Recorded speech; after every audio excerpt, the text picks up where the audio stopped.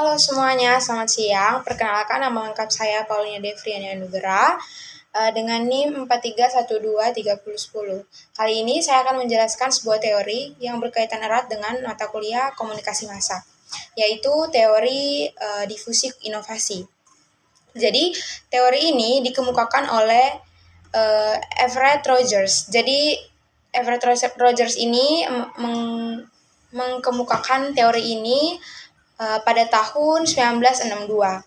Jadi teori difusi ini sebenarnya adalah teori pengembangan diri dari ide dua arus, yaitu ide dua arus ini yang dikemukakan juga oleh Paul Lazarsfeld.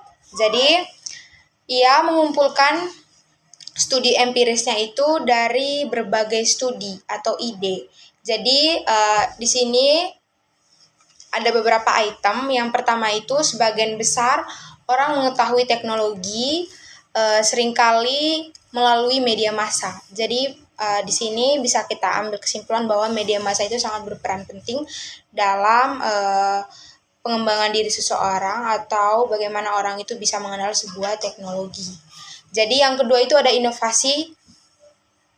Seperti pada teori tersebut, jadi inovasi tersebut itu diadopsi oleh sebagian kecil inovator yang disebut juga sebagai pengguna awal. Jadi ternyata studi ini atau studi inovasi ini itu punya pencetusnya itu juga bisa disebut sebagai inovator yang mencetuskan sebuah studi ini, disebut dengan inovator.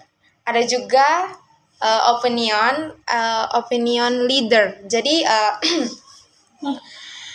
opinion leader ini juga memampukan kita untuk belajar dari penggunaan awal ini dan mencoba inovasi itu sendiri. Jadi jika opinion leader merasa inovasi ini berguna, maka mereka akan mendorong teman-teman mereka untuk mengfollow sebuah opinion tersebut. Jadi sebenarnya opinion ini itu jika sudah sangat berkembang, nah semakin berkembangnya mereka juga akan semakin mencari sebuah follower agar inovasi ini bisa lebih berkembang lagi dari sebelumnya. Jadi setelah sebagian besar yang mengadopsi inovasi ini akan membentuk sebuah sekelompok pengguna akhir dan akan melakukan perubahan. Jadi sebenarnya teori ini itu memberikan peran sangat terbatas sekali pada media massa dan lebih pada orang-orang yang sering mengkritik inovasi, baik itu tentang inovasi apapun.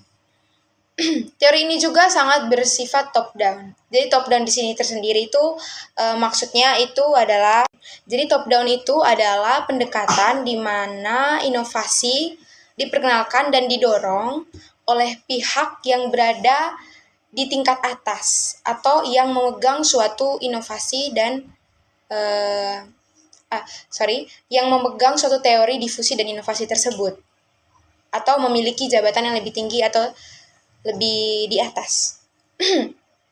Seperti pemimpin ataupun seorang yang manajemen sebuah contohnya perusahaan ataupun apapun itu. Jadi keputusan dan arahan terkait inovasi datang dari atasan tersebut yang disampaikan ke bawah, ataupun saya berikan contoh, misalkan sebuah pemimpin memberikan arahan tentang sebuah persoalan atau caranya untuk misalkan mau memenangkan sebuah tender perusahaan. Nah, bagaimana dia memberikan arahan kepada staf-stafnya ataupun jajarannya yang ke bawah sehingga memampukan sebuah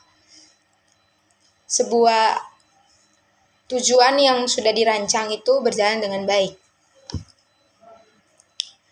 Jadi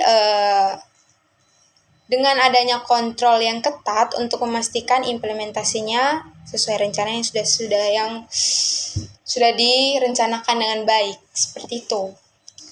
Jadi kesimpulan terakhir yang bisa saya berikan adalah dalam teori diffusi inovasi ini, pendekatan top down adalah metode di mana inovasi diperkenalkan oleh pihak atas seperti pemimpin atau manajemen,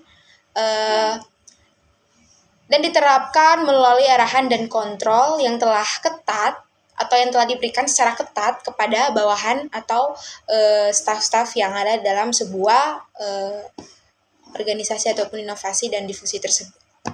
Sekian dari saya, terima kasih, selamat siang.